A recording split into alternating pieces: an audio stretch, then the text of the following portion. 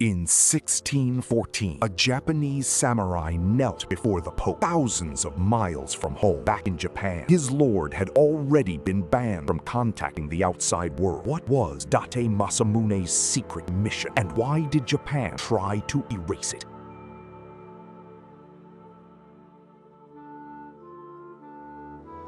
In 1613, Date Masamune sent a samurai to meet the Pope in Rome. 7 years later, Japan had banned Christianity and officially denied the mission ever happened. What was the one-eyed dragon actually planning? Date Masamune had spent his entire life overreaching. By the age of 20, he had conquered most of northern Japan, more territory than almost any warlord of his generation. By 23, Toyotomi Hideyoshi had arrived and forced him to kneel. By 1600, he had backed Ieyasu at Sekigahara, but carefully, hedging his bets until the last possible moment. In 1613, he was 46 years old, governing the Sendai domain under Tokugawa authority, fiercely ambitious and increasingly constrained. He had always needed a larger stage. He decided to build one. By 1613, Tokugawa Ieyasu had handed power nominally to his son Hidetada, but retained control behind the scenes. The great warlords of the Sengoku era, the survivors of Sekigahara, governed their domains under Tokugawa oversight, forbidden from forming alliances, building castles without permission, or making contact with foreign powers without approval. Masamune's Sendai domain was wealthy and productive. It was also, increasingly, a cage. A man of Masamune's temperament did not accept cages. He began to think about the ocean. The plan took shape over several years. Masamune would build a European-style galleon in Japan, something that had never been done before, and send an official embassy to New Spain, the Spanish colonial territory in Mexico. The official purpose? Establish a direct trade route between Sendai and the Spanish Americas, bypassing Tokugawa-controlled ports. The appointed ambassador was Hasekura Tsunenaga, a senior retainer with something to prove. Working alongside a Spanish Franciscan friar, Father Luis Sotelo, who had spent years in Japan and spoke the language, Hasekura would carry Masamune's impossible request across the Pacific.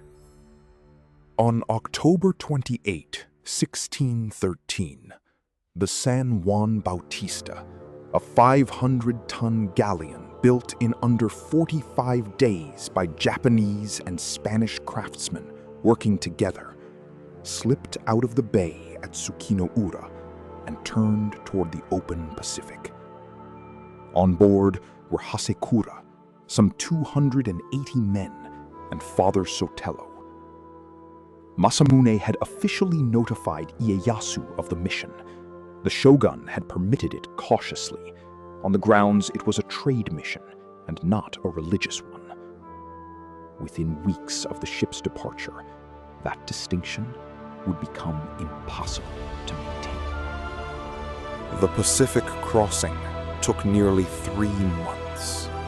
In January 1614, the San Juan Bautista arrived at Acapulco on the Pacific coast of New Spain, the first Japanese diplomatic vessel ever to reach the Americas. The reception was extraordinary. Colonial officials turned out to meet them. Local populations had never seen Japanese men before. and the sheer scale of the galleon provoked both admiration and concern among the Spanish authorities. But while Hasekura was still in Mexico, crossing the continent toward the Atlantic, something had already gone badly wrong at home. In January 1614, the same month Hasekura arrived in Mexico, Tokugawa Ieyasu issued an edict banning Christianity throughout Japan. All Christian missionaries were to be expelled. Japanese converts were ordered to renounce their faith or face punishment. The ban was comprehensive and enforced with increasing brutality over the following years. Hasekura, on the far side of the Pacific, did not yet know that the religious dimension of his mission, the one that gave it credibility at European courts, had just become a crime at home. Hasekura reached Spain in October 1614, after the Atlantic crossing from Mexico. The Japanese delegation traveled through Seville and then Madrid, drawing crowds wherever they went. Men in exotic armor, carrying sealed documents from a warlord none of the Spanish had ever heard of. In January 1615, Hasekura was received in formal audience by King Philip III of Spain. The king was polite, interested, and non-committal. The trade deal Masamune wanted, direct access to New Spain's silver trade, was not something Philip III could grant without knowing more. The delegation pressed on toward Rome. On November 3rd, 1615, Hasekura Tsunenaga knelt before Pope Paul V in the Vatican. It was one of the most remarkable scenes of the 17th century. A samurai from the northern edge of Japan, standing at the center of European Christendom, presenting letters from a lord whose domain the Pope had never seen on a map. Pope Paul V received him warmly. Hasekura was baptized Francisco Felipe Hasekura. The ceremony was celebrated across Catholic Europe as a sign of Japan's imminent conversion to Christianity. The celebration was entirely premature. On November 3rd, 1615, Hasekura Tsunenaga knelt before Pope Paul V in the Vatican. It was one of the most remarkable scenes of the 17th century. A samurai from the northern edge of Japan, standing at the center of European Christendom, presenting letters from a lord whose domain the Pope had never seen on a map. Pope Paul V received him warmly. Hasekura was baptized Francisco Felipe Hasekura. The ceremony was celebrated across Catholic Europe as a sign of Japan's imminent conversion to Christianity. The celebration was entirely premature. Behind the ceremonies and the baptism, the actual negotiations were failing.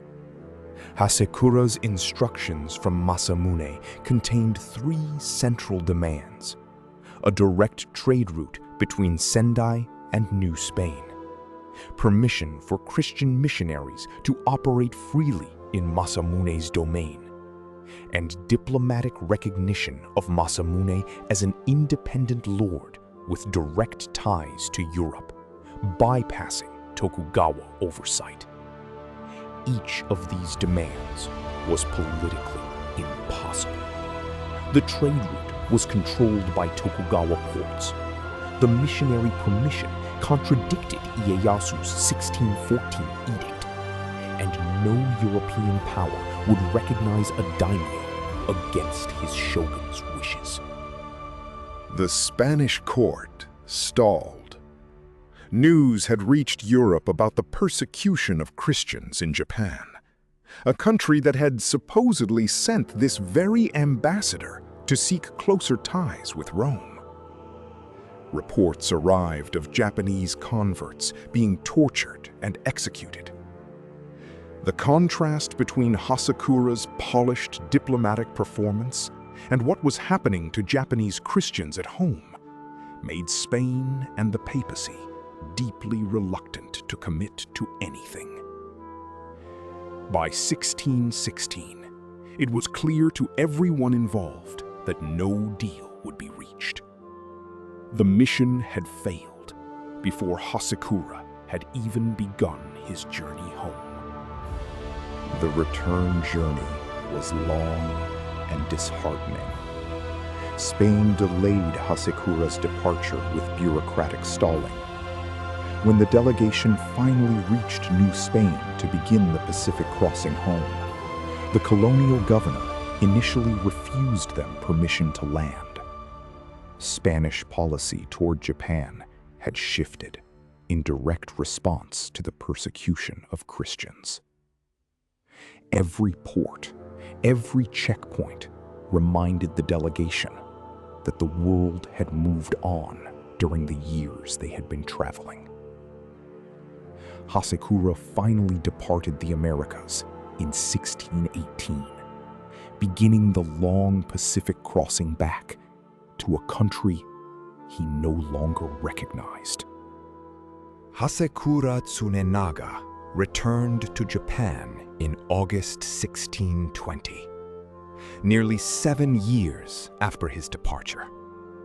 In that time, Japan had comprehensively banned Christianity. Hundreds of converts had been executed. Missionaries were being burned alive in public. The political landscape that had made the mission possible, cautious Tokugawa tolerance of Catholic diplomacy in exchange for trade concessions, had been replaced by systematic persecution. Hasekura walked off his ship onto Japanese soil, carrying sealed letters from the Pope and the King of Spain. Nobody wanted them. Nobody officially acknowledged that he had brought them. The official reaction to Hasekura's return was silence. The Tokugawa government did not receive him. No report was formally acknowledged. The trade deal had never materialized. The diplomatic recognition of Masamune as an independent lord, the most politically dangerous element of the mission, was quietly buried. Hasekura returned to Sendai, carrying the wreckage of 7 years in his luggage. He was nearly 50 years old. He would live for only 2 more years. What happened to his faith and his letters from Rome remains one of Japanese history's quieter mysteries. Hasekura Tsunenaga died in August 1622, 2 years after his return. Some accounts claim he was forced to renounce Christianity before his death. Others suggest he died as a secret believer. His descendants were investigated for crypto-Christianity decades later, a sign that the suspicion never entirely faded. Masamune himself denied any religious intent to the mission, insisting it had been purely commercial, a claim the Tokugawa government accepted without pressing. 36 of Masamune's retainers, who had converted to Christianity during the embassy years, were executed in Sendai in the 1620s. Masamune signed the orders. Historians still argue about what Date Masamune actually wanted. The trade argument holds that he simply sought the New Spain silver trade, which would have enriched Sendai enormously and given him an economic foundation independent of Tokugawa oversight. The diplomatic argument suggests he wanted foreign recognition as an independent power, a foothold in European politics that might eventually support military resistance to Tokugawa rule. A third view holds that Masamune was simply hedging. If the Tokugawa collapsed, he would have foreign allies ready. If it didn't, the mission could be disavowed. He disavowed it. The Tokugawa did not collapse. Masamune died in 1636 as a loyal vassal. The Keichou Embassy, as historians came to call it, has almost entirely disappeared from Japanese historical consciousness. Japanese school curricula rarely mention it. No major monument marks the departure point at Tsukinora. Hasekura's grave exists, but draws few visitors. In Spain and Italy, however, the embassy left permanent traces. A portrait of Hasekura, painted during his visit, hangs in the Vatican museums, and the city of Coria del Rio in southern Spain counts over 700 residents with the surname Japon, descendants of Japanese men who remained behind when the embassy sailed for home and never went back. The Keichou Embassy represents something Japan has rarely attempted and rarely succeeded at: projecting diplomatic ambition across oceans into alien courts on equal terms with European powers. That it failed, catastrophically and completely, is partly the story of bad timing and Japan's own internal contradictions. But the fact that Japan erased it is equally revealing. The mission was too politically dangerous to acknowledge under Tokugawa rule, and too uncomfortable for later nationalist narratives that preferred a Japan that had always looked inward by choice. The embarrassment was buried. It stayed buried for over 300 years.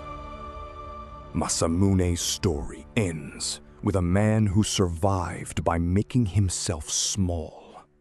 The next story begins with a man who risked everything in 13 days and lost everything in 14. When Akechi Mitsuhide murdered Oda Nobunaga at Honnoji in 1582, he had perhaps 2 weeks to turn a single night's coup into a lasting regime. He failed. But the mystery of Mitsuhide isn't his defeat. It's the man himself. What made a loyal general betray the lord he had served for 20 years? And why does Japan still not have a definitive answer? The Keichou Embassy remains one of the most audacious and most deliberately forgotten chapters in samurai history. A warlord who sent his man to meet the Pope, then denied it ever happened. If this hidden story of ambition, erasure, and one samurai's impossible journey compelled you, subscribe for new Samurai Chronicles episodes every day. And tell us in the comments, was Date Masamune a visionary who simply ran out of time? Or a gambler who always knew he would lose?